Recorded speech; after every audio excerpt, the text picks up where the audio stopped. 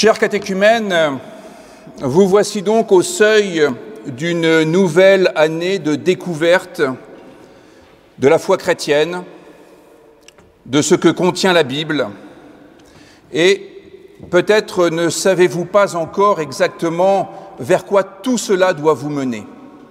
Peut-être avez-vous entendu les adultes qui sont autour de vous dire à quel point tout cela est bon pour vous. Mais il y a parfois dans cette recommandation qu'ils vous font une sorte de petite mélodie qui traîne et qui vous fait comprendre qu'en fait, ce que les adultes attendent de vous, c'est qu'à travers l'éducation chrétienne, vous deveniez bien sages, bien polissés, comme les adultes.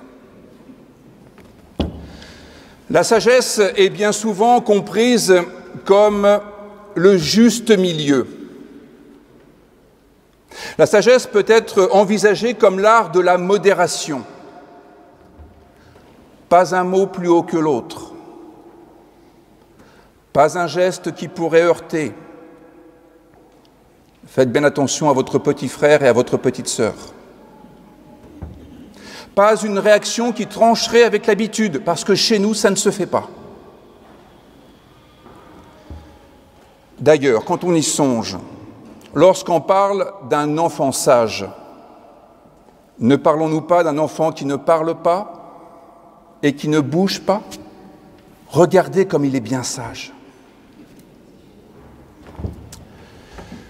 Quelques instants avant un repas paroissial, Jésus est en pleine discussion avec les personnes qui sont autour de lui et il en vient à s'exprimer au sujet de la sagesse.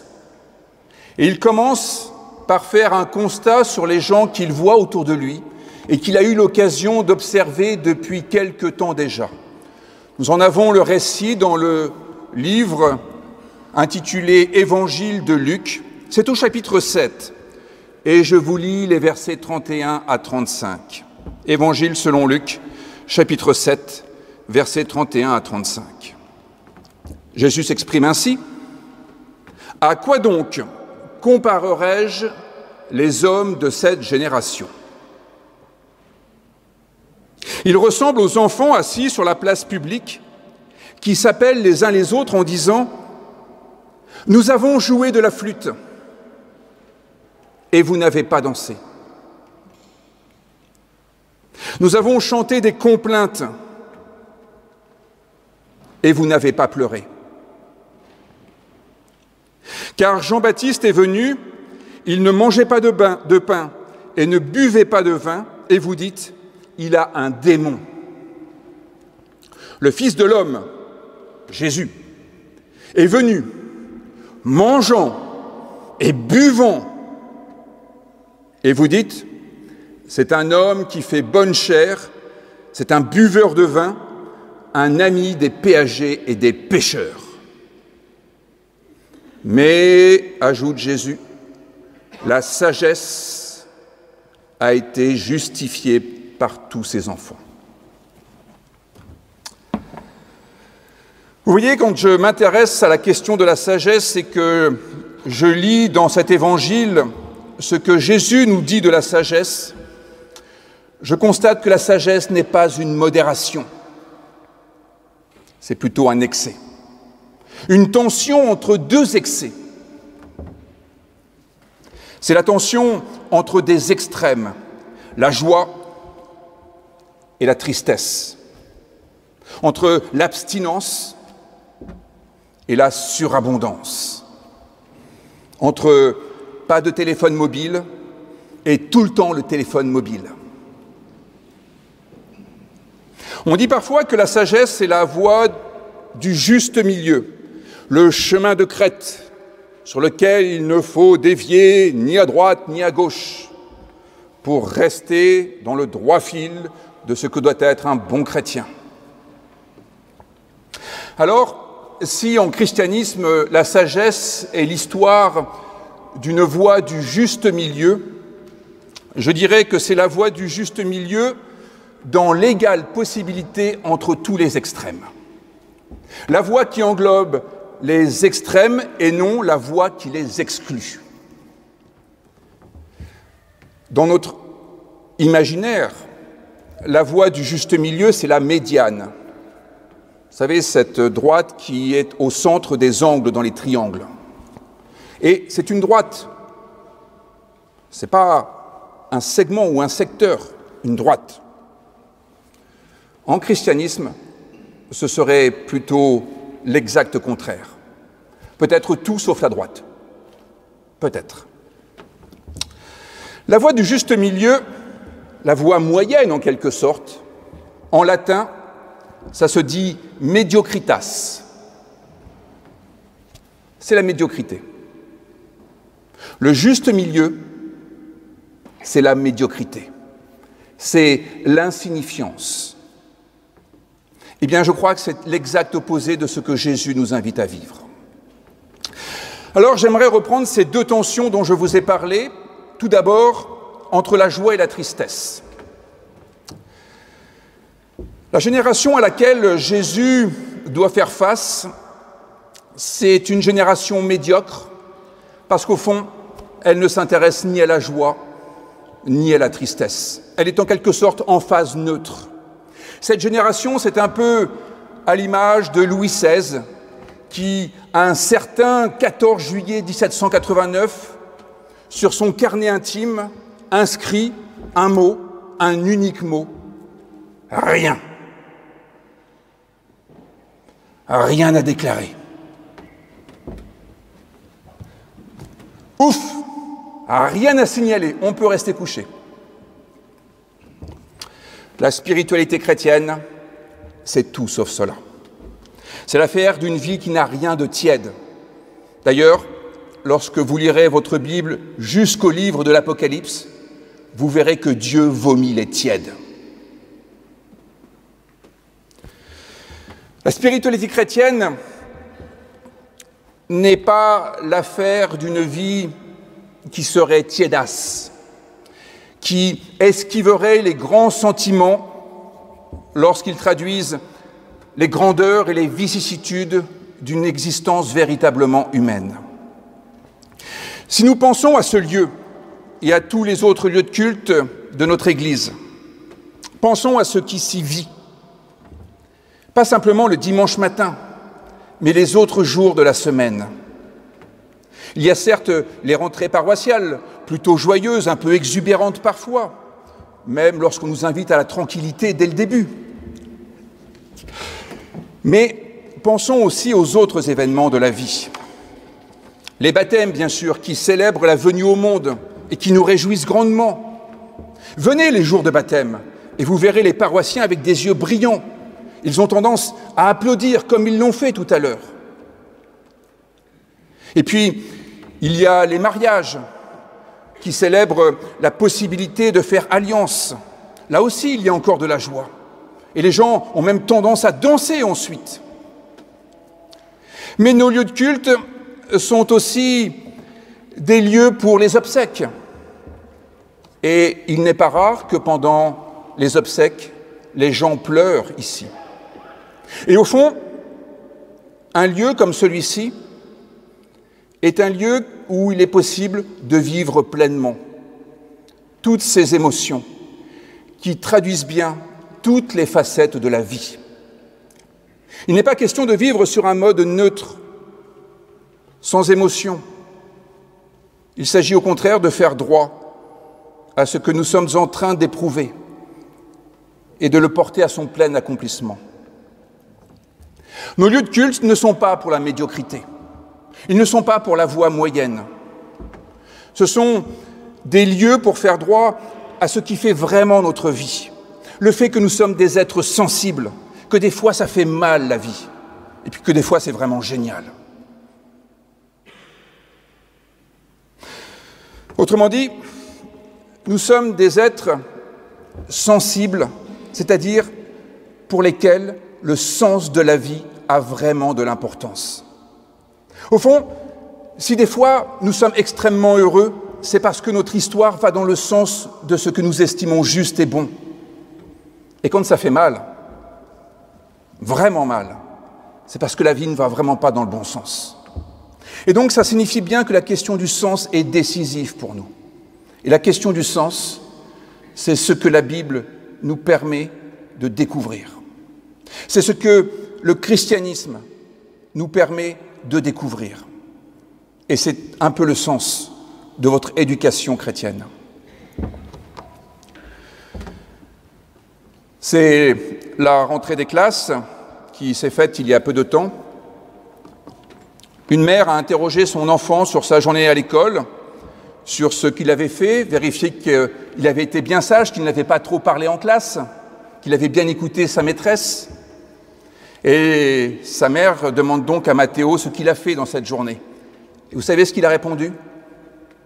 Il a dit « J'ai fait pleurer mon voisin ». Alors sa mère est dans tous ses états. Elle se dit « Mais ça va pas, mais qu'est-ce que j'ai fait au monde pour avoir un fils pareil ?» Alors du coup, elle l'interroge un peu plus, prête à le gronder. Et elle lui demande ce qui s'est passé. Alors il lui dit « Eh bien en fait, le chat de Mathéo est mort la nuit dernière. » Alors il était tout triste, tellement triste qu'il ne voulait plus jouer avec nous. Au fond, il ne voulait même plus parler. Il s'est assis dans un coin de la cour et il ne bougeait plus. Alors moi, je me suis assis à côté de lui et je l'ai aidé à pleurer. Quand notre quotidien va à contre-courant du sens que nous estimons le plus souhaitable, il est normal que nous soyons perclus de tristesse, au point que nous avons toutes les peines du monde à sortir même de notre lit. Eh bien, vous voyez, la foi chrétienne, et le culte notamment, c'est ce qui nous permet de faire quelque chose de cela. Le culte, c'est une sorte de promesse d'un face-à-face avec Dieu pour que tout ce qui nous arrive soit métamorphosé et devienne une énergie pour rendre notre vie encore plus intéressante, encore plus joyeuse, encore plus réjouissante dans le sens de ce qui nous convient le mieux. Il y a dans le culte l'occasion de parler de notre mal-être et de le métamorphoser en un désir de rendre vivable une situation qui ne l'est plus vraiment. C'est le sens de la prière de repentance ou de la prière d'intercession. Et puis, il arrive que notre quotidien soit vraiment superbe, que tout aille bien, on est content.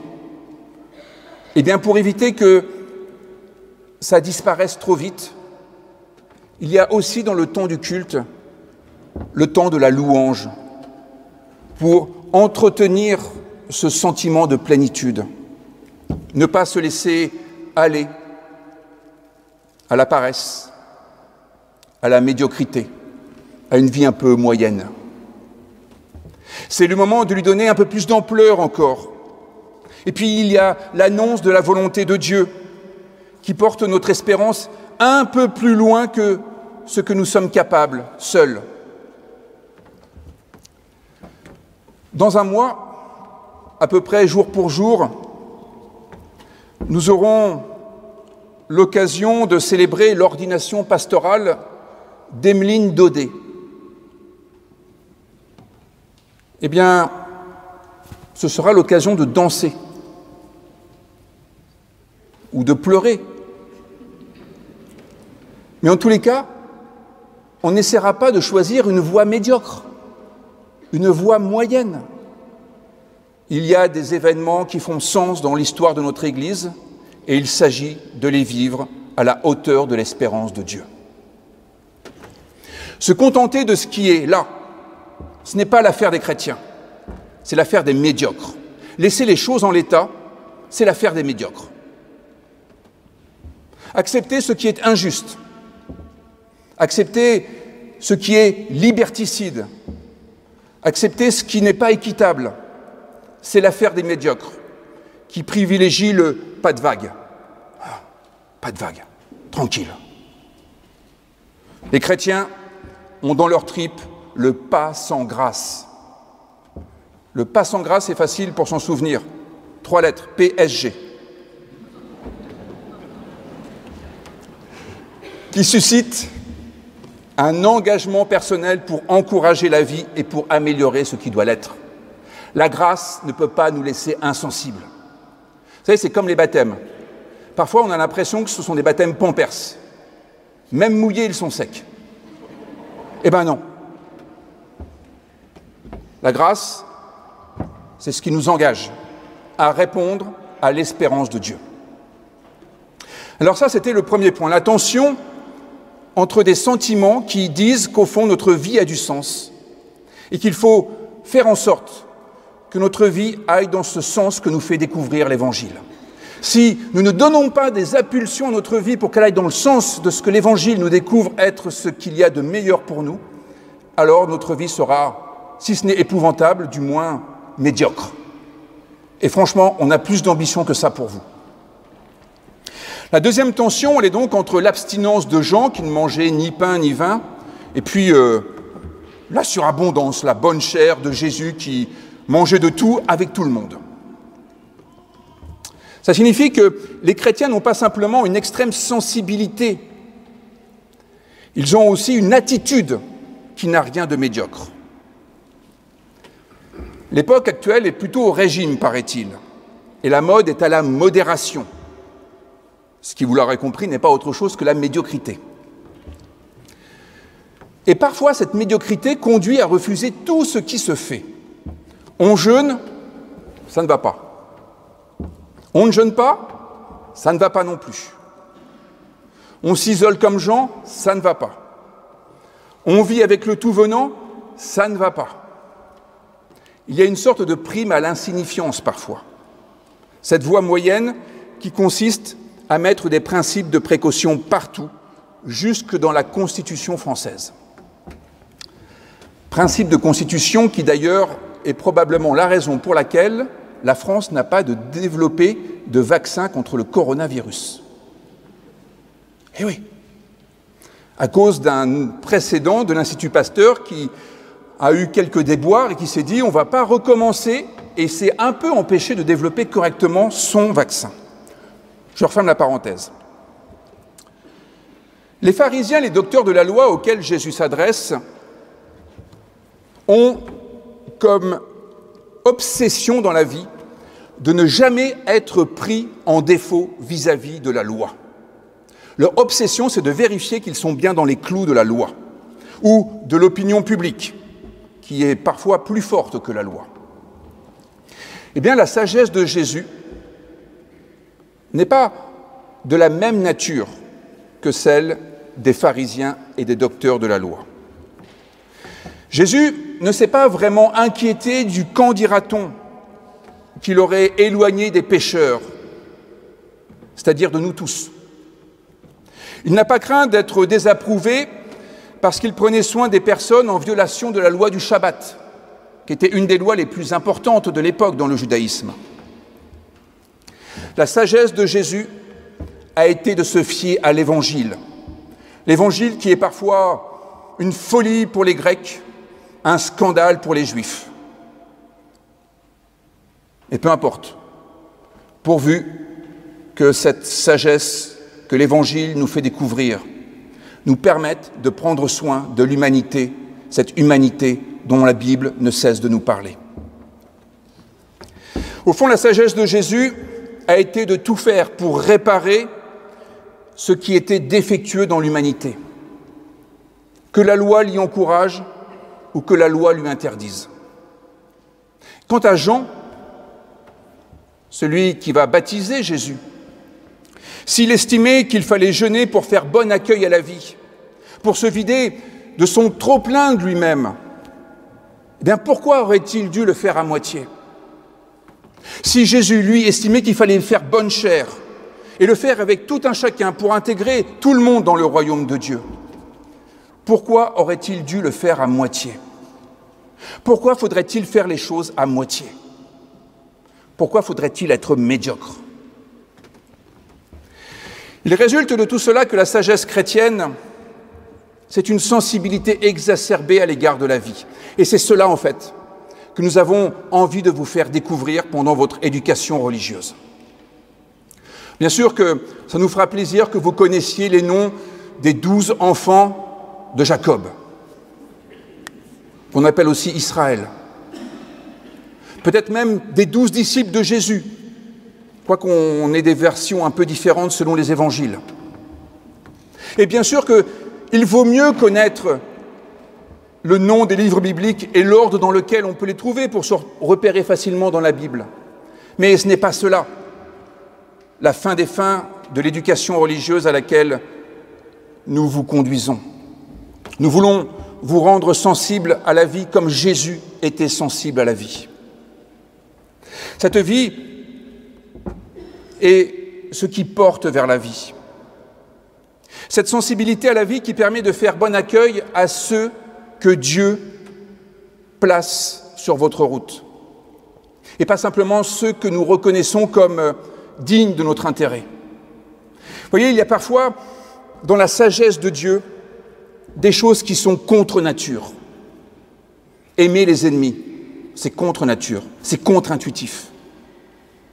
Considérez que le plus faible peut être celui qui donne de l'ampleur à notre histoire, comme le levain qui fait lever la pâte. C'est contre-intuitif. Mais c'est ça aussi, la sagesse. Ceux qui estimaient que Jésus était en quelque sorte ce qu'il fallait retirer du système, et qui en fait est la pierre angulaire la plus importante, celle sur laquelle repose tout l'édifice. La Bible nous ouvre les yeux sur des aspects de notre vie qui prennent un nouveau sens et qui vont dans le sens d'une vie plus ample. L'épisode biblique qui va suivre notre passage, c'est donc le repas paroissial. Je vous en dis juste un mot. Il est intéressant, ce repas paroissial. Ça se passe chez un pharisien, donc ceux qui sont vraiment le nez sur la loi. Eh bien, ce pharisien est scandalisé par l'attitude de Jésus, parce qu'il y a une femme pécheresse, réputée pécheresse. Tout le monde dit que c'est une pécheresse. Et elle vient effectuer une chorégraphie extrêmement sensible autour de Jésus. Elle touche le corps de Jésus, elle pleure sur lui et lui mouille ses pieds. Oui, ça ne se fait pas, ça, quand même. Eh bien, elle le fait. Et Jésus se laisse faire. Et ensuite, elle lui essuie les pieds avec ses cheveux. Ça ne se fait pas.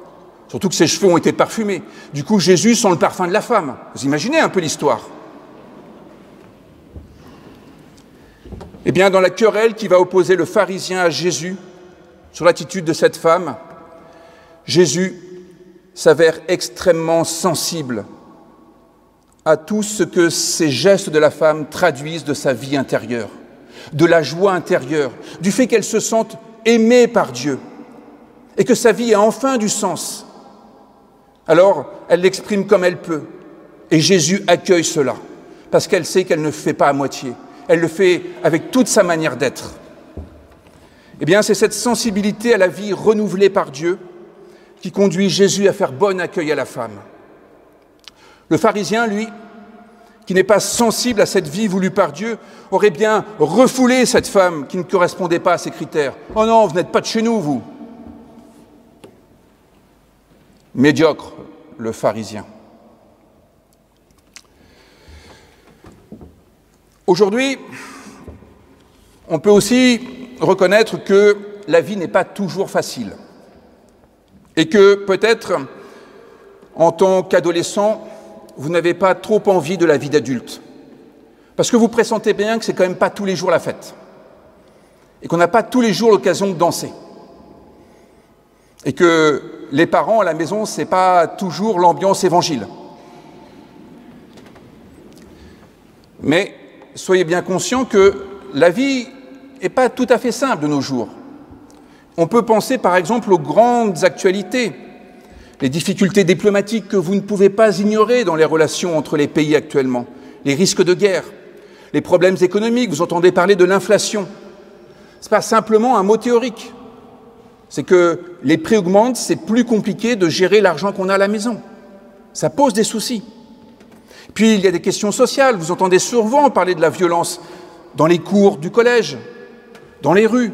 Bon, tout cela ne devrait pas nous conduire à durcir notre carapace et à nous enfermer entre nous.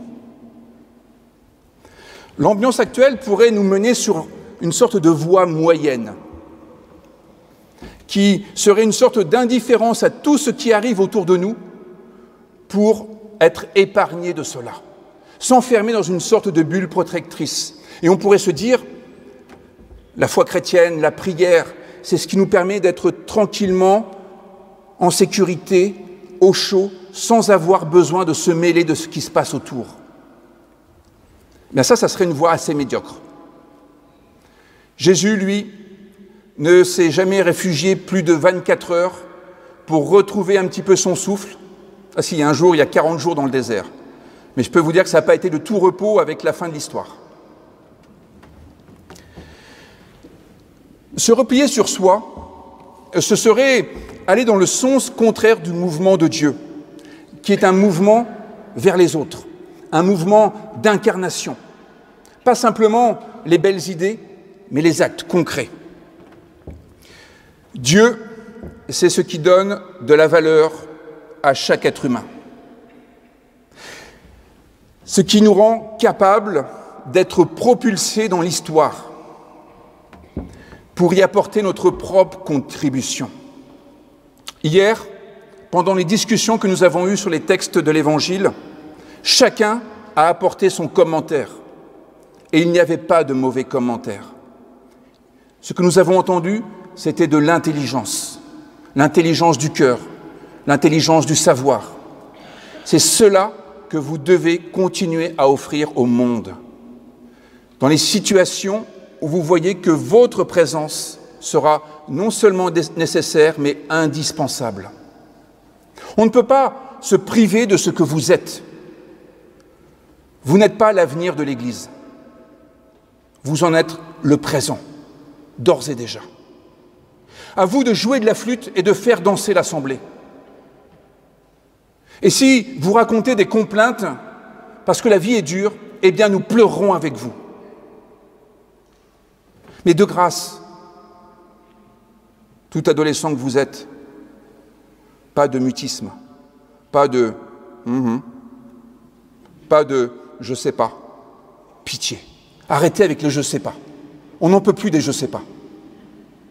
Surtout que vous savez.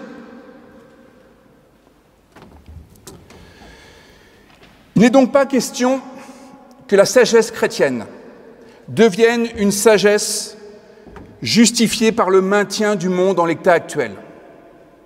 Il est question d'une sagesse justifiée par les enfants. Et les enfants, c'est fécond, c'est fructueux. Les enfants, ça bouge, ça parle, ça gigote, c'est plein de vie. Les enfants, ça recommence, c'est tenace. C'est plein de tendresse aussi quand même. C'est plein de séduction. Eh oui, la petite moue comme ça, là, mon petit papounet chéri. La capacité de rendre possible ce que jusque-là, tout le monde estimait impossible, parce qu'on était résigné, parce qu'on était fatigué, parce que la lassitude l'emportait. Jésus nous révèle qu'il n'est pas question de se contenter d'une vie bonne, ni même belle. L'horizon auquel Jésus nous appelle, c'est le sublime. Pour atteindre le sublime, pas de médiocrité. Amen.